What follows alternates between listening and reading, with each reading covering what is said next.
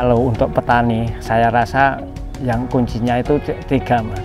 Kuncinya itu kerja itu kuncinya sebenarnya cuma kerja keras, kerja ikhlas, kerja cerdas. Itu kuncinya itu, Mas.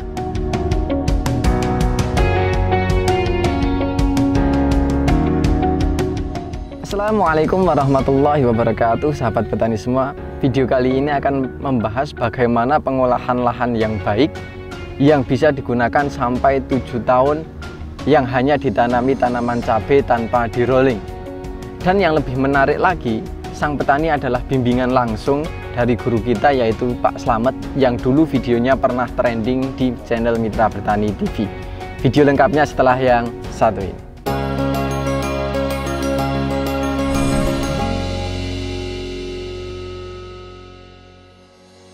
Oke, baik sahabat petani semua, kembali lagi bersama saya Zaki di channel Mitra Bertani TV. Seperti yang telah saya jelaskan di awal tadi, pada kesempatan kali ini kita akan belajar mengenai pengolahan dalam budidaya tanaman cabai yang sudah ada cabainya. Bisa teman-teman lihat, ini bedengannya sangat besar, mungkin lebih besar dari yang pernah kita tayangkan. Kemudian ini satu baris diisi 3. Ini adalah cabai keriting varietas lokal yang biasanya identik dengan kematian. Tapi di lahan ini tingkat kematiannya sangat minim, bisa dikatakan hanya 1-3%. Padahal ini satu bedeng itu dibuat 3 baris atau 3 lajur tanaman. Nah, ini adalah hasilnya. Bisa teman-teman lihat, buahnya ini sangat lebat. Dan kalau biasanya cabai CEMK itu rata-rata lekukannya itu parah, tapi kalau di sini sebagian besar itu agak lurus. Jadi yang sangat melekuk itu hanya sepersekian persen, tapi lebih didominasi dengan ukuran buah yang cenderung stabil dan agak sedikit lurus.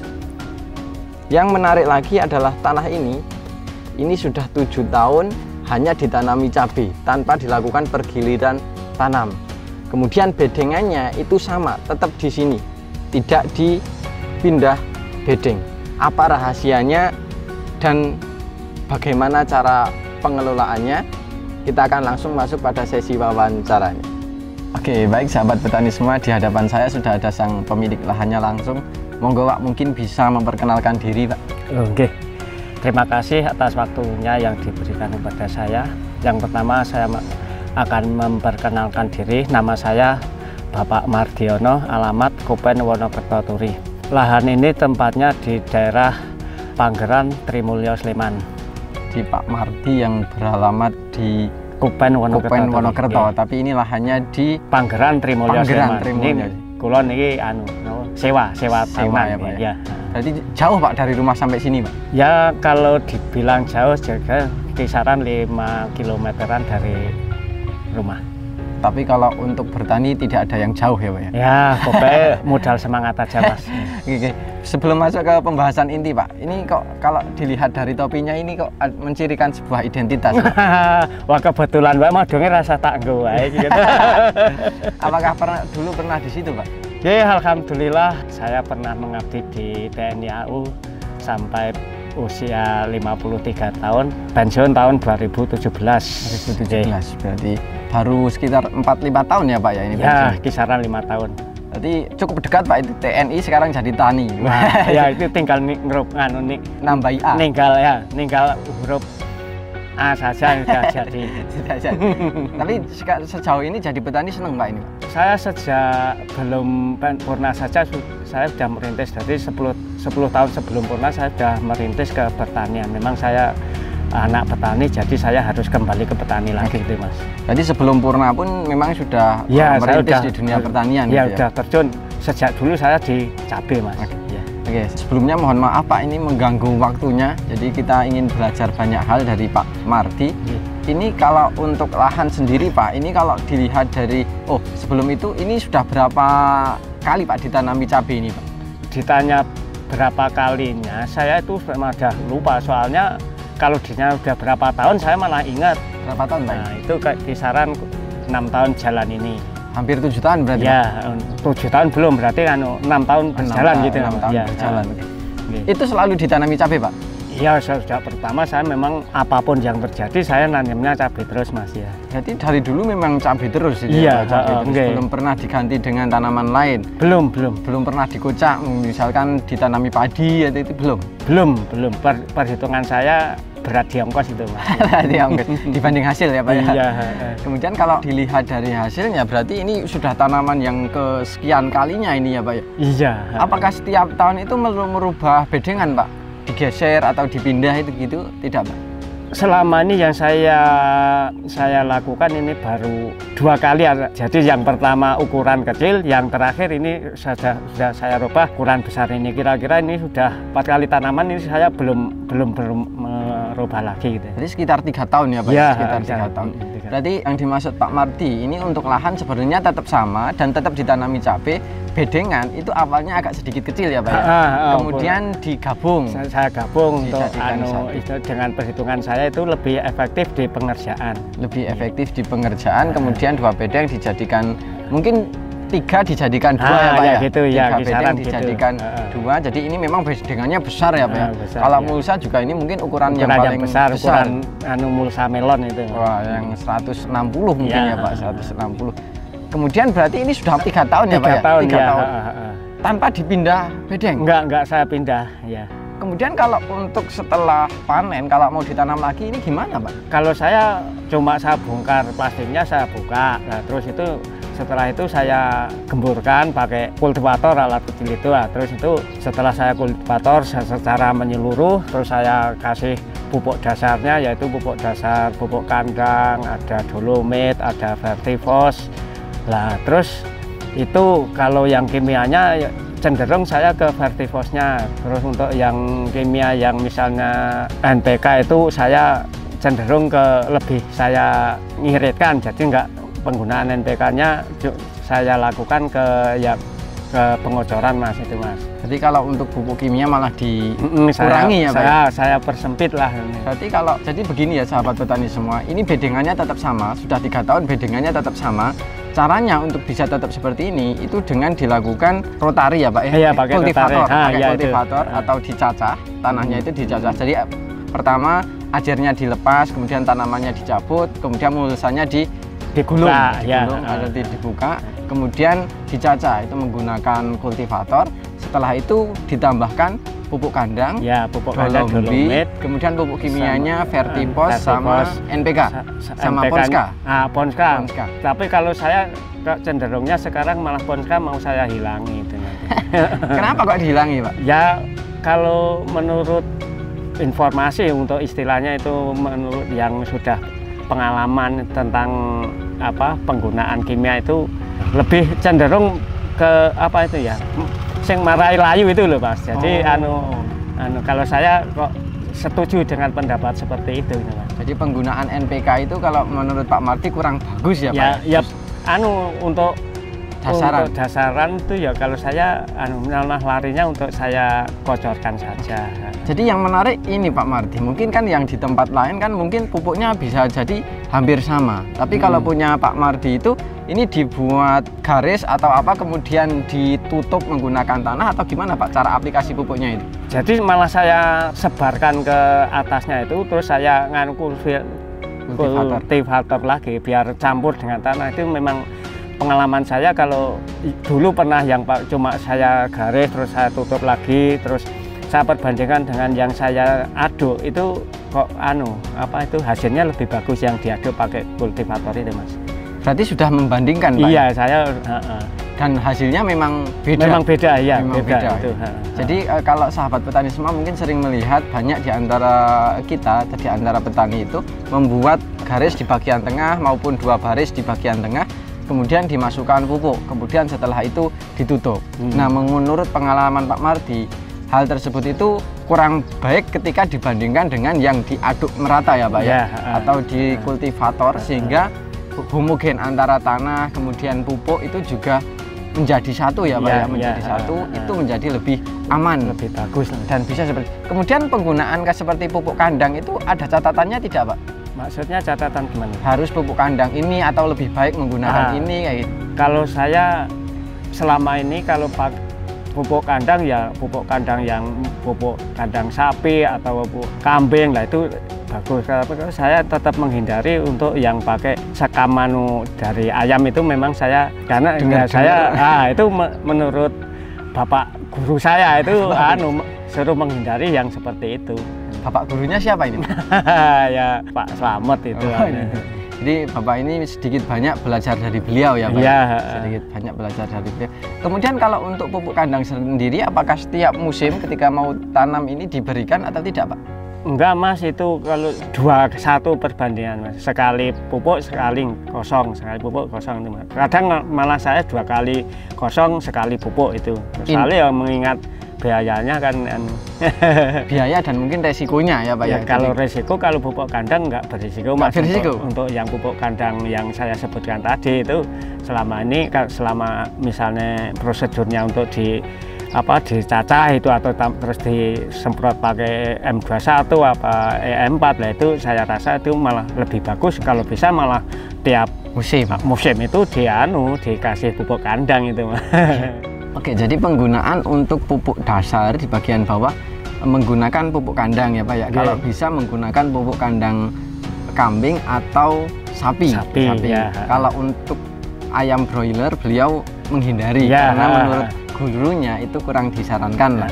Kemudian itu diberikan tidak setiap musim. Tidak setiap musim. Kalau lebih bagus setiap musim malah lebih bagus itu Mas. Tapi dengan catatan pupuknya itu sudah matang ya Pak ya. Kalau saya selama dipakai nanti untuk apa itu Mas, kalau masalah matang enggaknya itu tergantung nanti kalau disemprot pakai itu nanti terus didiamkan kira-kira 2 minggu kalau saya udah berani itu Mas. Jadi intinya itu diusahakan matang. Kalau belum matang perlu ditambahkan dengan dekomposer seperti yang tadi disampaikan M21 atau EM4. Mungkin itu akan sejenisnya itu. Jenis itu ya Pak. Kemudian untuk pupuk kimianya NPK mungkin akan sedikit dihilangkan atau dikurangi kalau sekarang sudah mengurangi. Kalau NPK setelah ditanam itu dikocornya pakai NPK itu Mas. Tapi kalau untuk dasaran kalau larang ya Mas. Hemat. Kemudian dolomit tidak pernah ditinggal ya Pak? Wah, itu kalau saya lebih bagus Mas kalau dolomit itu Mas.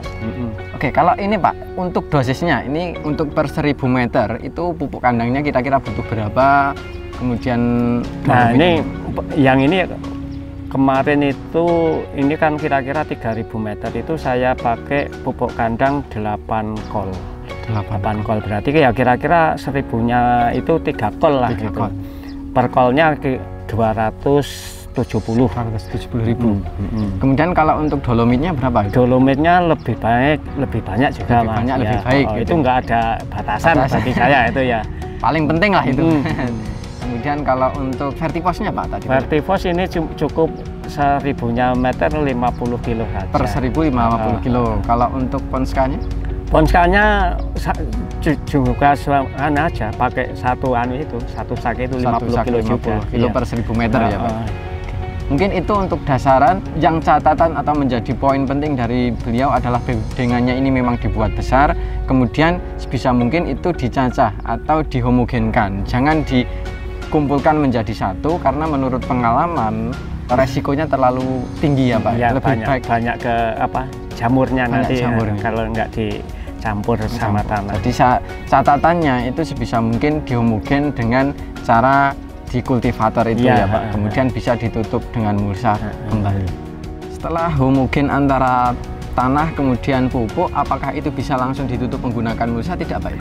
Nah, kalau saya tetap cenderung saya semprot lagi pakai M21 atau sejenisnya itu, terus tambah sekalian yang insektisida untuk membasmi ulat-ulat yang di tanah itu, jadi atau orong-orong apa itu Pak. Jadi sekali kerja itu Mas. Berarti belum ditutup dengan mulsa, itu diberikan dekomposer lagi ya Pak ya? Kemudian sebisa mungkin ditambahkan dengan insektisida, tujuannya adalah untuk mematikan hama-hama yang berada di tanah ya Pak. Setelah itu mungkin didiamkan apa bisa langsung ditutup? Langsung ditutup, setelah penutupan itu bisa langsung ditanami atau didiamkan? Ya, kalau lebih bagusnya itu didiamkan Mas, kira-kira ya paling 2 minggu atau 3, lebih lama lebih bagus bagi saya itu, Mas. Jadi intinya ada proses pendiaman biar lebih siap untuk beradaptasi untuk tanaman gitu. Ya. Oke, itu untuk pengolahan lahan dan menurut kami sangat bermanfaat. Menurut kami lahan milik Pak Mardi juga sangat subur. Ini dicirikan dengan lumutnya, Pak, atau yang warna-warna hijau ini. Biasanya ini ada indikasi bahwa tanahnya itu pas. Kalau ini sudah bertahun-tahun, kalau baru 1 tahun atau setengah tahun kayaknya nggak ada warna hijaunya ini, Pak. Kalau ini, kalau beliau mengatakan ini sudah 7 tahun ya mungkin relevan. Ini memang ciri dari tanah yang sudah lama. Itu memang seperti ini, sampai berlumut kalau tidak dipindah bedengan ya, Pak. Ya. Oke, kemudian kalau ini, Pak, kalau saya melihat kan ini untuk perawatan tanaman cabai sendiri, Pak. Ini kan tadi kan mengatakan NPK itu untuk kocor. Nah, kalau untuk kocor sendiri itu berapa kali atau menggunakan apa saja ini? Nah, kalau yang saya lakukan itu usia 7 hari setelah tanam itu kocoran pertama pakai Ultradap, dimix dengan NPK sekalian kalau saya itu, Mas. Jadi untuk menyingkat waktunya, jadi sekalian pakai itu Ultradap. Terus pakai asam humat sama kalsium. Nah, itu dengan tujuan itu supaya batangnya itu kuat untuk kalsiumnya itu, Mas. Itu di umur 7 hari, Pak?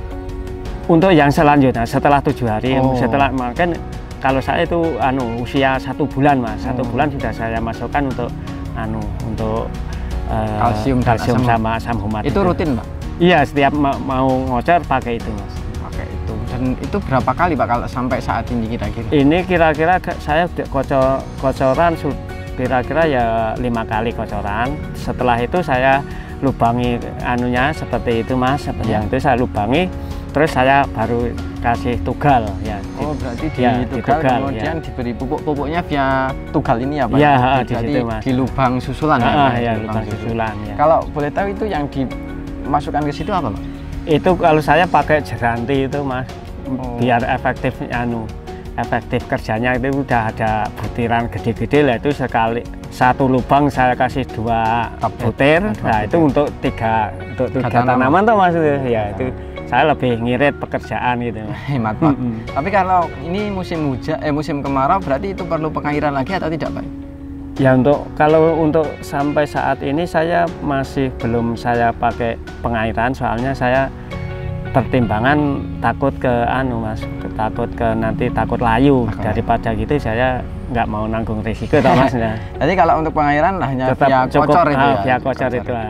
Jadi kalau dikocor, kalau sudah ada pupuk seperti ini, nanti kocornya di lubang tanam apa di lubang susulan, Pak?